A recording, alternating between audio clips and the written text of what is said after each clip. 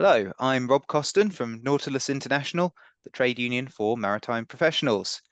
So something interesting from the United States to talk about today, a really big organizing win from a Nautilus Federation union, the International Organization of Masters, Mates and Pilots, also known as MM&P, and that's taken place at OSG.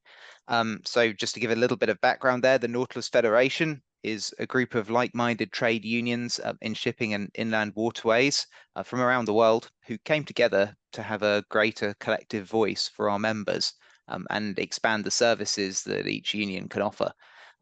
So of course, at Nautilus International, we're really keen to hear about something like this from one of our federation partners. We're really happy to hear about it. Here to tell me about what's happened at OSG is Captain Thomas Larkin, who's Vice President Atlantic Ports at MM&P. Thomas, thanks very much for joining me. Thanks for having me, Rob. I really appreciate it. Yeah, so we can get straight into it, I suppose. OSG, can you give me a brief overview of the company and who the maritime professionals working there are? Yeah, so there's actually two companies that we organized. One's called OSG, Overseas Shipping Group, and there's another one called Alaska Tanker Company, which is a subsidiary of OSG. So it's actually two separate bargaining units. OSG at one point was a publicly traded Jones Act tanker company, and now they've since been bought up by another company called Saltchuk, which owns a group of other shipping companies, and they're a private company now.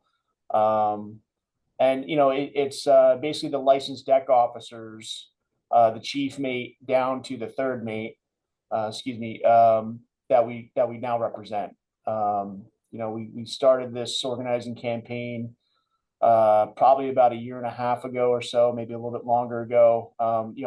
Even prior to the pandemic, I was kind of reaching out and talking to some people in the groups, and it's been kind of a roller coaster ride, for the past year and a half. But we made some headway, and the deck officers at both workplaces chose MMP for a number of reasons, and we're certainly proud to represent them, and we're glad that we're kind of over this hump of the boat, as it were. Yeah, so how did it all start? Was it you guys who went to them, or was it some of the deck officers that came to you and said, we really want to organize it? And why was it? What was the situation there that motivated all this?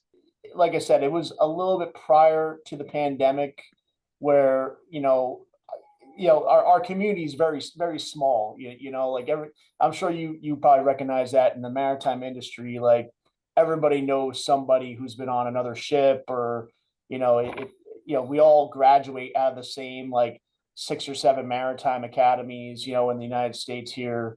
So if your roommate went MMP, maybe you went to OSG, to a private company, or vice versa. So everybody kind of knows each other. So we always been kind of talking to these guys. But I guess the catalyst of this was, during the pandemic, OSG laid off quite a few people, from their fleet, and it kind of left a sour taste in a lot of people's mouths.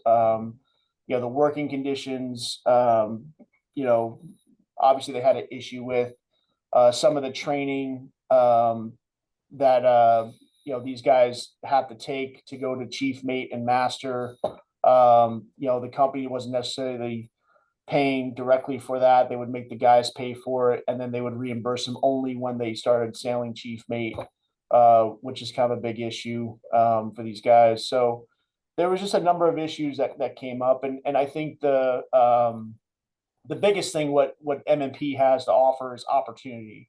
We market ourselves as the largest deck officer union in the country, and there's a wide variety of contracts you can work on, from inland ferries and tugboats to actual marine pilots, navigating in and out of different ports, to deep sea work, which is primarily where I've worked for my career, and where OSG and ATC will fit into our union is in our offshore division. To give people a bit of background there as well, of course, trade unions work a bit differently in the United States than they do in the UK and in some European countries, where you get those kind of extra opportunities as a member of MMNP, access to jobs that might not be available to other maritime professionals. Is that correct? Yeah, if you're part of the union, we all kind of share the same benefit packages, which are pretty good. They're kind of industry leading benefits that we've had for a long time.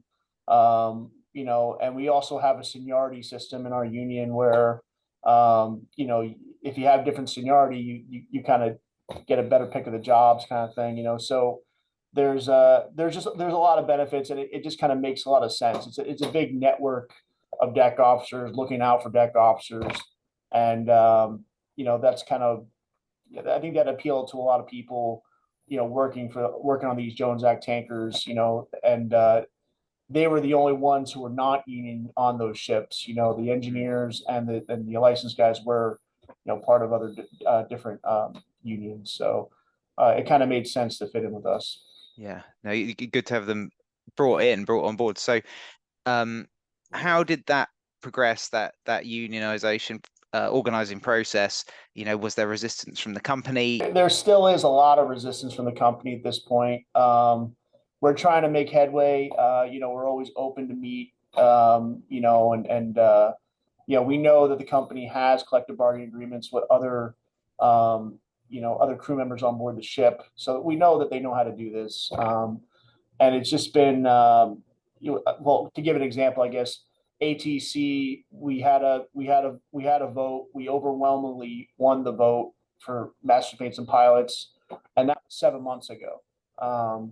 There's these other legal recourses that the company can take, and the way that our National Labor Relations Board is structured, depending on what administration's in office, essentially, the funding either gets cut, and then they kind of struggle to keep ahead of the caseloads, or they get what they need and they maybe get ahead a little bit. And from the last administration, they weren't really able to catch up, if you will. And something that this legal procedure I'm talking about, something that normally takes about a month to go through, and be done with it, is now taking 7 months.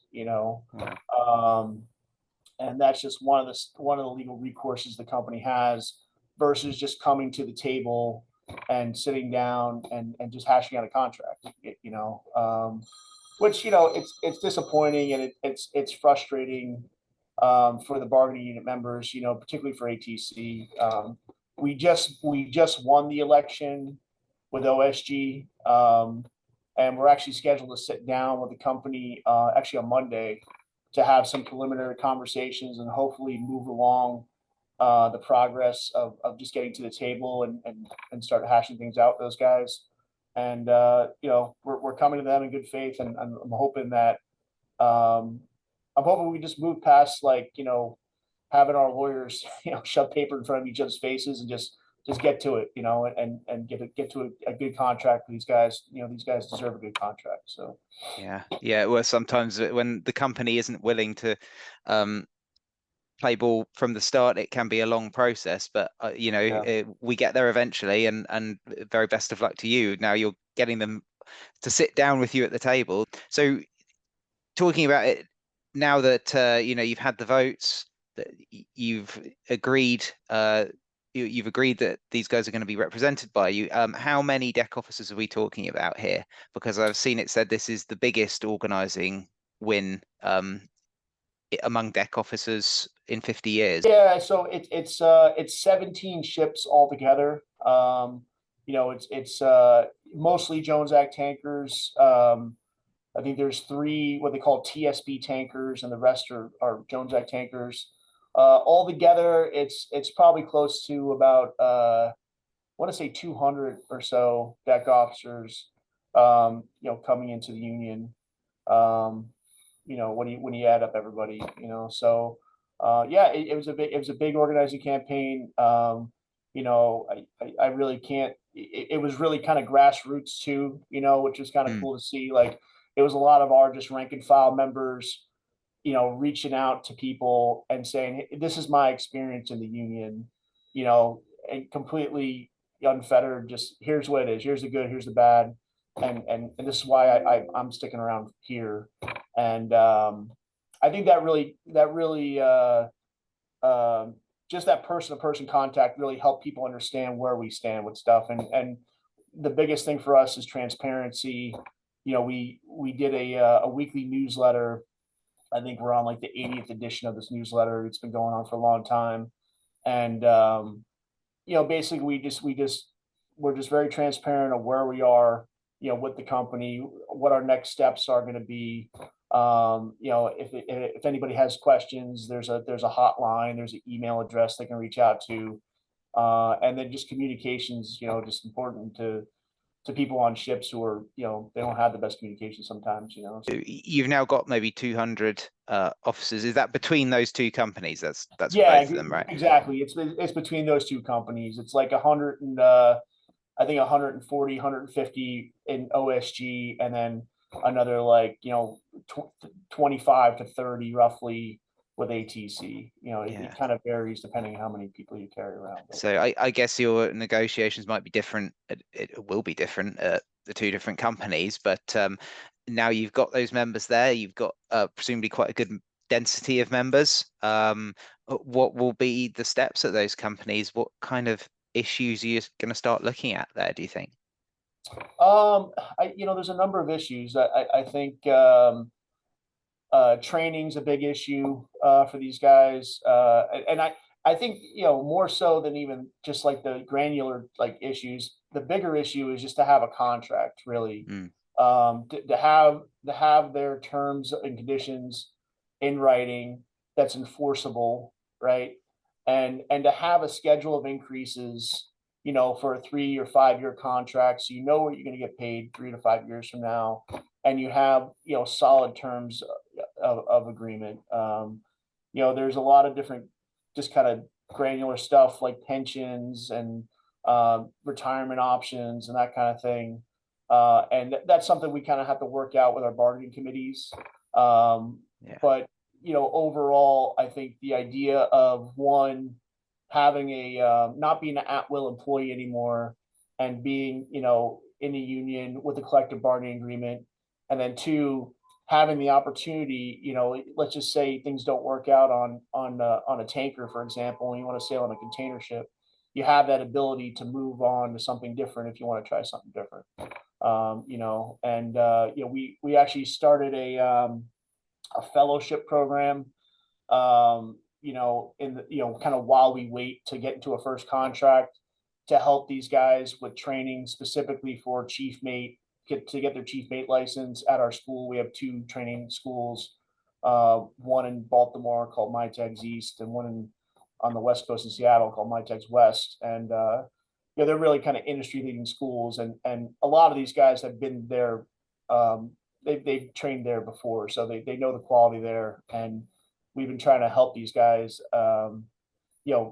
help offset the cost of the school and just try to get their chief mate license and upgrade as fast as they can, because that's the way you really got to do it in our industry, is just move your license up and sail on it when you feel comfortable, but moving your license up is important. Yeah. So it sounds really good. What would you like to say to any of the deck officers who you're now represented? Are there any sort of people you'd like to thank for this whole effort? I mean, I just, sincerely, I want to thank everybody, who really communicated our message, and I want to thank you for your trust. That it's a big step to join a union, especially in the U.S. where the labor laws are kind of lopsided, and it's an uphill battle all the way. But it's taken a lot of perseverance. There's a lot of waiting. It's very slow, but we're ship guys. We're used to long voyages. And we got a lot of patience. So there's a lot of individuals I want to thank, and I hope everybody knows who those individuals are. But just the group in general has been great. the morale has been great, even though this has been taking a lot longer than we want to. But yeah, but just I'm grateful for your trust in us, and you know, we won't let you down, and we're going to push with everything we got to get to a first contract. Well, Tom, thanks very much for talking to me about it, and very best of luck representing those members at OSG and ATC. All right, thanks a lot, Rob. I appreciate it.